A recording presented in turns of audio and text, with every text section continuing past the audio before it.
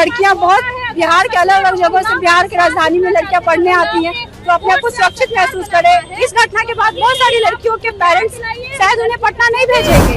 तो रेप पीड़िता के चरित्र पे या बहुत तरह की बातें हो रही हैं, ये सब चीज के भी डर से लड़कियां बहुत अपने आप को बातों को बाहर नहीं रख पाती हैं। और अगर देश की बहनों और बेटियों को इस कुशासन की वजह से अगर अपना रास्ता बदलना पड़ जाए तो कुत्तों और तुम्हारी निकम्मी सरकार में फर्क क्या रह जाता है। और बस रोड पे नहीं उतरेगी सर, तलवार लेके उतरेगी, क्योंकि स्वयं का सुरक्षा करना हमारा सबसे पहला कर्तव्य होता है। क्योंकि शिक्षित होकर क्या करेंगे जब उनकी इज्जत आबरू ही नहीं बचेगी, वो सुरक्षित ही नहीं रहेंगी। आप सड़क पे चल रहे हैं, किस प्रकार से लोग देखते हैं आपको, घर पे आप इसको डिस्कस नहीं कर सकते। अगर आप इस प्रकार का डिस्कशन कर दे रहे हैं तो घर के लोग आपको कल होकर बाहर नहीं आने देंगे। जब से रेप हुआ हमारे पेरेंट्स भी डरे रहते हैं कि 5 बजे के पहले घर आ जाओ, इतना लेट बाहर मत, बाहर का माहौल अच्छा नहीं है। छात्राओं के साथ घटनाएं घट रही है, और ये सिर्फ पटना का घटना नहीं, पूरे बिहार में ऐसी घटनाएं घट रही है। इसलिए महिलाएं बिल्कुल सुरक्षित नहीं है। और मुझे ये बहुत दुख के साथ कहना पड़ा कि सरकार की विफलता है कि महिलाओं की सुरक्षा में इतना कानून होने के बावजूद जांच की मांग ही हो रही है। जांच में इतना लेपापोती किया गया और अभी तक उस बच्ची जो हमारी छोटी बहन है उसको न्याय नहीं मिला।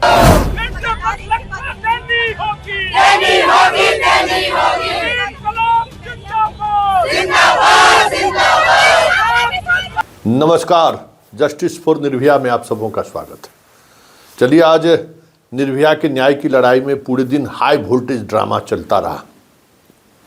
परिजनों का आरोप, डीजीपी और चीफ सेक्रेटरी की गृह मंत्री से मुलाकात, सड़क पर, पटना की सड़कों पर छात्रा, हाई कोर्ट में एक जनहित याचिका, मतलब कई तरह से इस केस को लेकर ऑपरेशन चलता रहा। लेकिन परिजन डीजीपी के बयान से निराश हैं। उन्हें कहते हैं कि उन्हें झटका लगा है। लेकिन बहुत सारी ऐसी बातें हैं जिन बातों की चर्चा करना अब बेमानी होगी। अब बात आन बान शान की हो गई है।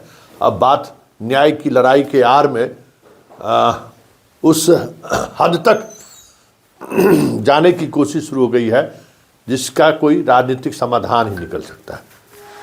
बिहार पुलिस अपनी हैसियत के अनुसार जो जितनी क्षमता है, उस क्षमता के अनुसार उन्होंने आज तक जो अनुसंधान किया है, उस अनुसंधान से परिजन को भी अवगत करा दिया और होम मिनिस्टर को भी अवगत करा दिया। सीधे सीधे तौर पर जो उन पर आरोप लगाए जा रहे थे कि 2 घंटे का सीसीटीवी कहाँ है, फुटेज गायब है, आज गृह मंत्री ने उन तमाम आरोपों को जो परिजन की तरफ से लगाए जा रहे थे उसको खुद तहकीकात की है कि भाई वाकई में फुटेज गायब है क्या, फुटेज के साथ छेड़छाड़ की खबर क्या सही है क्या। तो सारे बिंदुओं पर एसआईटी की टीम से जानकारी ली सम्राट चौधरी ने, और सीबीआई जांच को लेकर जो परिजन की तरफ से दबाव बनाई जा रही है, या फिर एक जाति समूह के द्वारा जो उसके अपने नेता हैं उनके द्वारा जो बार बार ये सरकार पर दबाव बनाने की कोशिश हो रही है, सम्राट चौधरी उस मुद्दे पर भी चीफ सेक्रेटरी और डीजीपी से बात की है। और उन्होंने कहा है कि क्या वाकई में अनुसंधान में कहीं कोई त्रुटि रह गई है, या फिर अनुसंधान की कड़ी जोड़ने में बिहार पुलिस विफल है, या फिर बिहार पुलिस जिस तरीके से इन्वेस्टिगेशन कर रही है पीड़िता को न्याय नहीं मिलेगा। सभी बिंदुओं पर विस्तृत बातचीत की। उसके बाद फिर पुलिस मुख्यालय में डीजीपी ने एसआईटी और अन्य अधिकारियों से भी लंबी बातचीत की कि क्या हो सकता है, कैसे हम लोग इसको अब लेकर मीडिया के सामने आए, क्योंकि मीडिया अपने तरीके से बहुत तरीके से खबर चला रही है। तो अब वक्त आ गया कि इस मामले में खुलकर पूरी टीम अपनी बात कहे, और खबर आ रही है कि इस बात को खुद डीजीपी अब खुद प्रेस कॉन्फ्रेंस करके मीडिया तक अपनी बात पहुंचाएंगे। वो प्रेस कॉन्फ्रेंस जब करें वो, लेकिन इतना तो तय है कि जो आरोप लगाए जा रहे थे, जिस आरोप के सहारे बड़ी बड़ी बातें हो रही थी, वो कहीं न कहीं आधारहीन निकला है पुलिस के जांच में। और उस जांच रिपोर्ट के बाद पुलिस अब इस प्रेस कॉन्फ्रेंस में कैसे अपनी बात को रखे, इस पर अब मनन चल रहा है। वैसे आज दिन भर प्रोटेस्ट जारी रहा, सड़कों पर लड़कियां उतरी। उन्होंने कहा कि हम बिहार में की राजधानी पटना में सुरक्षित महसूस नहीं कर रहे हैं। गांव से लड़कियां आने से अब लोग डर रही है, गार्जियन भी भेजने से अब कतरा रहे हैं। ऐसे में लड़कियों की पढ़ाई बाधित हो रही है।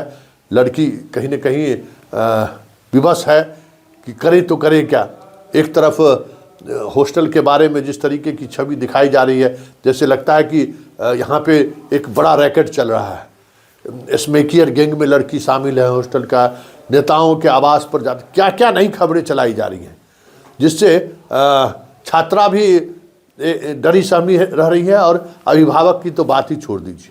चलिए, आज दिन भर जो प्रोटेस्ट हुआ है लड़कियों के द्वारा, कॉलेज की छात्राओं के द्वारा, क्या खास प्रोटेस्ट रहा और क्या कह रही हैं छात्रा, जरा आप भी सुनिए, क्योंकि छात्रा ने एक बहुत बड़ी बड़ी बातें कह दी हैं और वो बातें कहीं न कहीं जता रही है कि अब बिहार में लड़कियां वाकई में सुरक्षित महसूस नहीं कर पा रही है।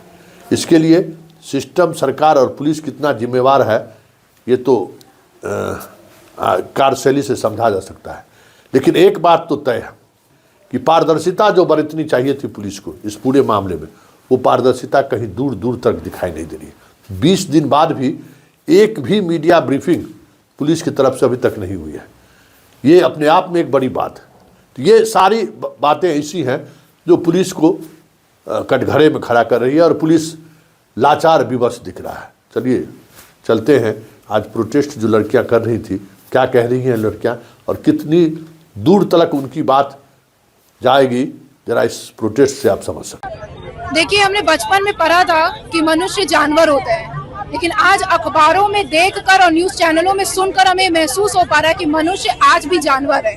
और अगर देश की बहनों और बेटियों को इस ठूस शासन की वजह से अगर अपना रास्ता बदलना पड़ जाए, तो कुत्तों और तुम्हारी निकम्मी सरकार में फर्क क्या रह जाता है। एसआईटी गठित हो गई है, उसके बाद भी आप लोग को सड़क पर उतरना पड़ा।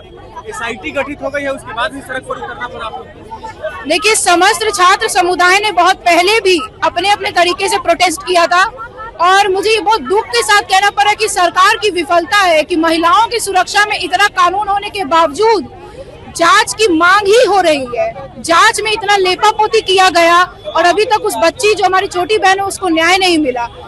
गठित होना या होना तो बहुत बात की बात है। अब तक आपका गणतंत्र दिवस भी बीत गया, अब तक आपका एक स्टेटमेंट तक नहीं आया है। तब क्या मुख्यमंत्री हैं जो महिलाओं के सपोर्ट से जीते और महिलाओं की सुरक्षा के लिए आप कुछ बोल नहीं रहे। तो कानून अंधा होता है, सुने गूंगा बहरा भी होता है, आज हमने देख लिया। आप अपने बिल से बाहर निकलिए और अब जितना जो कर सकते हैं अभी त्वरित कार्रवाई कीजिए, हमारी यही मांग है। हम चाहते हैं कि बिहार सरकार लड़कियों की सुरक्षा सुनिश्चित करे, क्योंकि आए दिन ऐसे लड़कियों के साथ घटना हो जा रही है और इसको लोग हल्के में ले लेते हैं कि रेप जैसी बहुत बड़ी घटना है। अब लड़कियां बहुत बिहार के अलग अलग जगहों से बिहार की राजधानी में लड़कियां पढ़ने आती हैं, तो अपने आप को सुरक्षित महसूस करे।